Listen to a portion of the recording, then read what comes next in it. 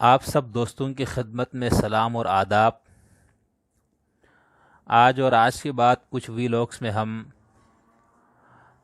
محرم الحرام کے حوالے سے اس مہینے میں رونما ہونے والے اس اندوناک واقعے کی روشنی میں، جسے واقعہ کربلا کہا جاتا ہے، ایک بنیادی عنوان پہ گفتگو کریں گے اور قیام امام حسین کی روشنی میں یہ بات ہوگی گفتگو ہماری۔ اور جو بنیادی عنوان اس کے لیے میں نے منتخب کیا ہے وہ ہے ظالم حکمران یا ظالم اور غیر عادل نظام کے خلاف خروج، اس کو ہٹا کر ایک عادل حکومت کے قیام کے لیے جد و جہد کرنا، اور اسلامی نظام کے قیام حضرت امام حسین کے قیام کی روشنی میں۔ اس ٹاپک پہ گفتگو کرتے ہوئے ہماری کوشش ہوگی کہ مکتب خلافت اور مکتب امامت کے علماء کی آراء آپ کے سامنے پیش کروں، اور اس کے ساتھ ساتھ جدید اور آزاد خیال کچھ اہل علم کی آراء بھی آپ کے سامنے رکھوں۔ اس گفتگو کا جو سلسلہ ہم نے شروع کیا ہے، اس میں ہم جن نکات پہ گفتگو کریں گے ان میں سے پہلا نقطہ ہوگا کہ مسئلہ خروج کیا ہے، پھر ہم مسئلہ خروج سے متعلق مسلمانوں کے مختلف مکاتب فکر کے نقطہ نظر کو آپ کے سامنے پیش کرنے کی کوشش کریں گے، جن میں سے اہل سنت والجماعت کا نقطہ نظر، اہل تشیع کا نقطہ نظر، اور اہل تشیع کے نقطہ نظر پر گفتگو کرتے ہوئے جہاد دفاعی اور جہاد ابتدائی پر تھوڑی سی گفتگو کریں گے۔ اسی طرح خوارج، معتزلہ اور زیدیہ کا خروج کے حوالے سے کیا موقف ہے، اس پہ ہم بات کریں گے۔ اس کے ساتھ ساتھ حضرت امام حسین علیہ السلام کے قیام اور مسئلہ خروج پر تھوڑی سی گفتگو ہوگی کہ امام کے اس عمل سے فقہاء نے اور علماء نے ظالم حکمران کے خلاف خروج اور اس حکومت کو ختم کر کے حاکم کو معزول کرنے کا جو مسئلہ ہے اس پر کیا استدلال کیا گیا ہے، اس پہ تھوڑی سی بات کریں گے۔ اور پھر اس کے بعد جس حاکم کے خلاف انہوں نے قیام کیا تھا، تحریک چلائی تھی، یعنی یزید کی شخصیت کے حوالے سے بات ہوگی، اور فسق یزید اور تکفیر یزید پہ تھوڑی سی بات ہوگی، اور یزید کے حوالے سے جو 3 نقطہ نظر ہے، ایک کے لحاظ سے ان کو ایک عادل اور صحیح خلیفۃ المسلمین تسلیم کیا گیا ہے، دوسرے نقطہ نظر کی روح سے وہ دنیا کا ایک بدترین حکمرانوں میں سے ایک حکمران اور بدترین فاسقوں میں سے ایک فاسق ہے، اس پہ تھوڑی سی بات ہوگی۔ اور اسی کی ضمن میں جن لوگوں نے ان کی تکفیر پہ بات کی ہے مختصراً اس پہ بھی گفتگو کرنے کی کوشش کریں گے۔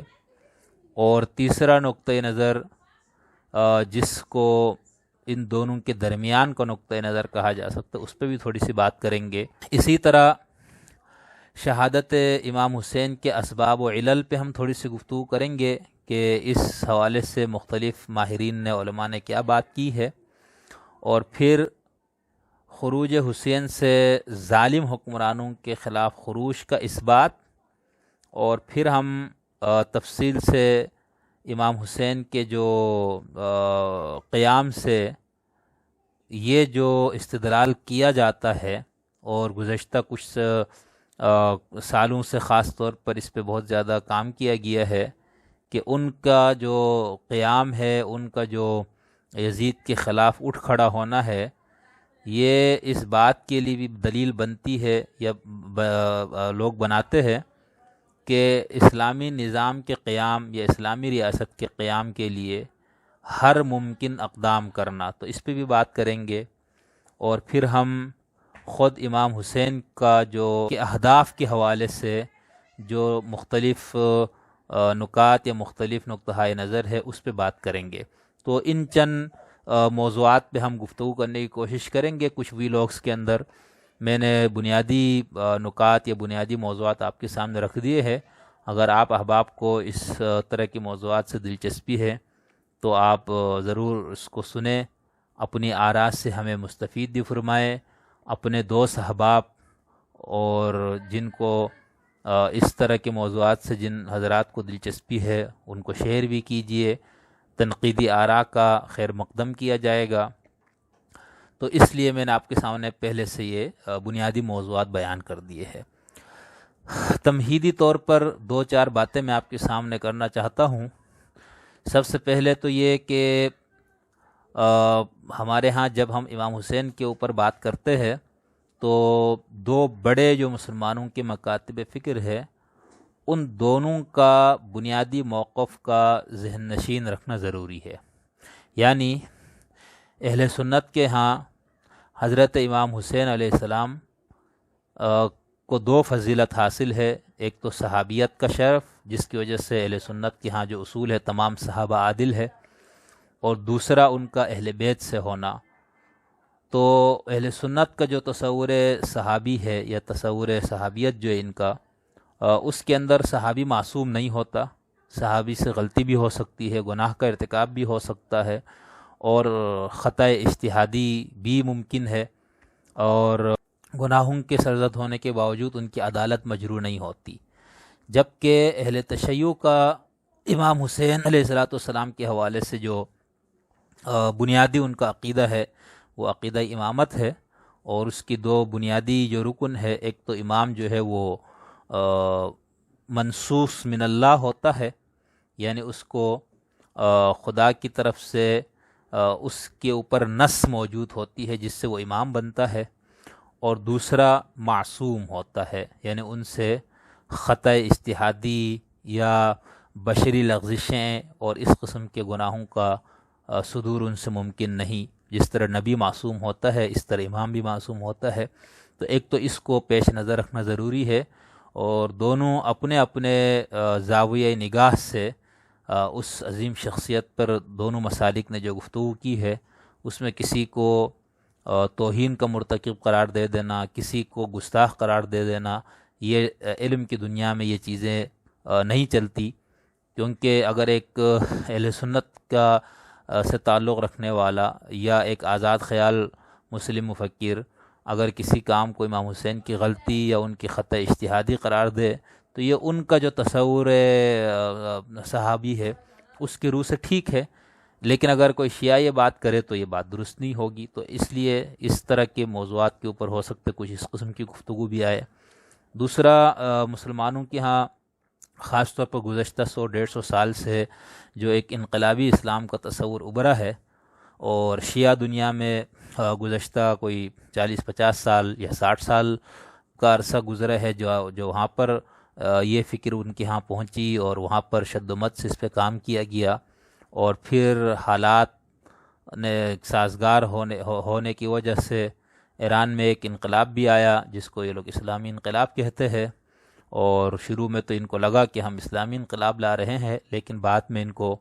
آٹا دال کا باؤ معلوم ہوا، اور یہ پتہ لگا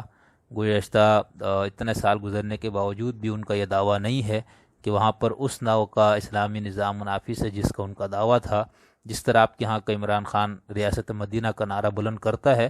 لیکن جب عملی سطح پہ اترنے کی کوشش کرے تو ان کو بھی معلوم ہو جائے گا۔ تو خیر، تو یہ جو انقلابی اور اسلام کا جو کانسیپٹ ہے اور اسلام بطور سیاسی نظام کا جو تصور ہے، اس حوالے سے جب سے یہ چیز آئی اس نے شیعہ فکر میں بنیادی کیا تبدیلی پیدا کی، اور خاص طور پر قیام امام حسین کے حوالے سے کیا بنیادی تبدیلی ہوئی، اس کو بھی آپ ملاحظہ کریں گے انشاءاللہ۔ اور اس کے ساتھ ساتھ یہ چیز کہ مطلب اہل سنت کے نقطہ نظر سے تو ایک خلافت جو ہے وہ ضروری امر ہے اس کا قائم ہونا، لیکن ان کے ہاں چونکہ خلیفہ جو ہے وہ انسانوں کی طرف سے منتخب ہوتا ہے، اس کا کوئی متعین طریقہ ان کے ہاں بھی موجود نہیں ہے۔ گزشتہ خلیفہ کی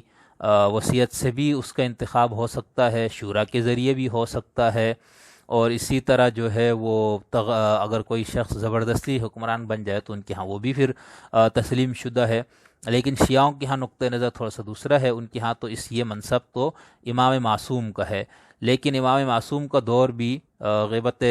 کبریٰ کی بات ایک لحاظ سے ختم ہو گیا، اب وہ امام بنفس نفیس موجود نہیں ہے، تو اب کیا ہوگا؟ تو ظاہر سی بات ہے اس وقت یعنی 12ویں امام کی غیبت کبریٰ کی بات شیعہ بالکل اسی جگہ پر موجود ہو گیا جس جگہ پر پہلے اہل سنت ہے، یعنی اب ان کے ہاں جو ولی فقیہ ہے، جو عالم ہے، جس کو وہ امام کا نائب کہتے ہیں، تو اب ان کی حکمرانی ہوگی، کسی بھی نام سے آپ اس کو قائم کرے۔ تو اس لیے دونوں کے ہاں کوئی اس قسم کا کوئی متعین کوئی طریقہ نصوص سے ثابت نہیں ہوتا، نہیں ملتا۔ اسی طرح اگر کوئی حاکم یعنی امام معصوم تو چونکہ وہ معصوم ہے تو اس سے تو غلطی کا صدور ممکن نہیں ہے، لیکن جو نائب امام ہے وہ تو معصوم نہیں ہوتا، جو اسلامی حکومت کے نام پہ کسی کرسی پہ براجمان ہے۔